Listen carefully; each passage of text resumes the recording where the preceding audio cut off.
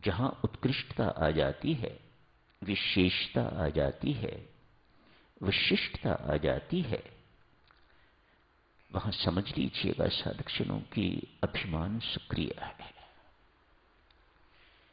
स्पष्ट है, आप अपने आप को उत्कृष्ट मान रही हैं तो कुछ को निकृष्ट भी मान रही होंगी।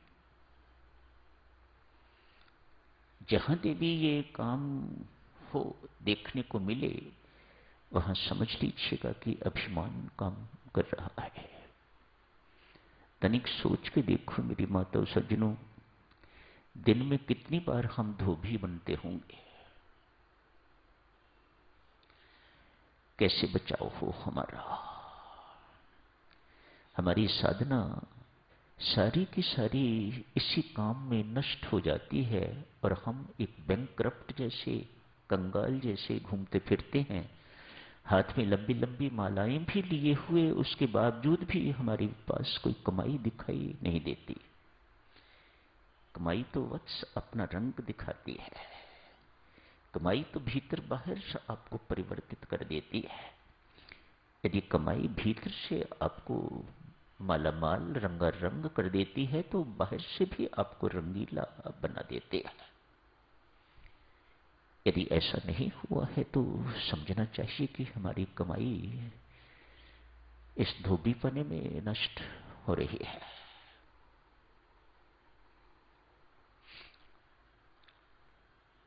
मुझे प्रार्थना के कक्ष में भेजा गया है तो कोई कारण होगा।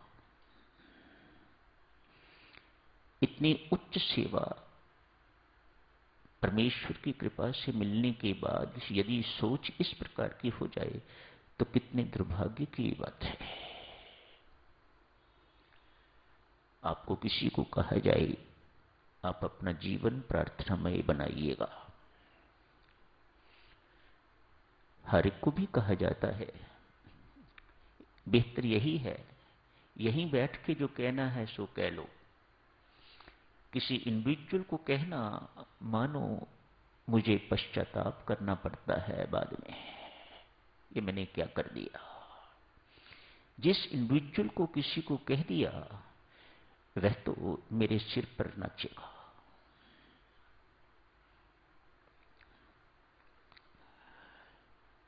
अभिमान के ये चिन्ह है। संत गुरु परमात्मा सेवा सौंपता है ताकि आप इस सेवा को सोपान बना के तो परमात्मा के महल तक पहुंच सको। सेवा इसलिए सौंपी जाती है कि आपका अभिमान गलित होता होता खत्म हो जाए, मिट जाए। लेकिन यदि ये सेवा अभिमान का कारण बन जाए तो कैसे दुर्भाग्य की बात है। जहां देवियों सज्जनों याद रखना, तनिक भी आपके अंदर किसी भी प्रकार की उत्कृष्टता का भाव आ जाए, मैं पास वाली बैठी महिला से अधिक सुंदर हूं, होंगी आप जरूर, लेकिन ये भाव आपका अभिमान है। आप सुंदर तो हैं लेकिन साधक नहीं है, साधिका नहीं है। शारीरिक सुंदरता तो आपके अंदर जरूर है लेकिन आध्यात्मिक सौंदर्य नील। अभिमान भक्तजनों इतना मोटा है, इतना तकड़ा है, वहां परमात्मा की प्रीति के लिए कोई स्थान नहीं छोड़ता।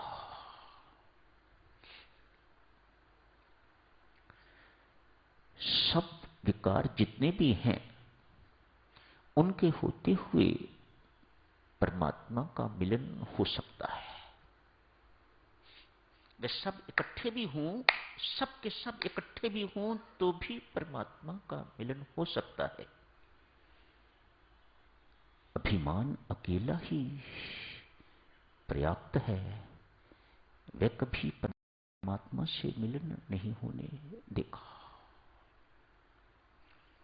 एक स्थान पर रहते हुए भी दूरी बना के रखेगा।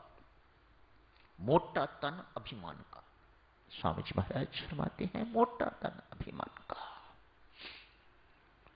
मानो पारस भी वही है, लोहा भी वही है, लेकिन पारस पारस, लोहा लोहा।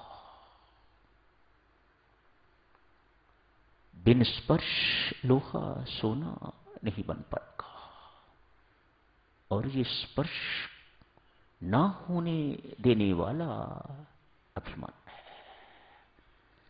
आप इसे कागज के रूप में देखिए, आप इसे बारीक कपड़े के रूप में देखिए, किसी भी रूप में देखिएगा, लेकिन ये अभिमान है।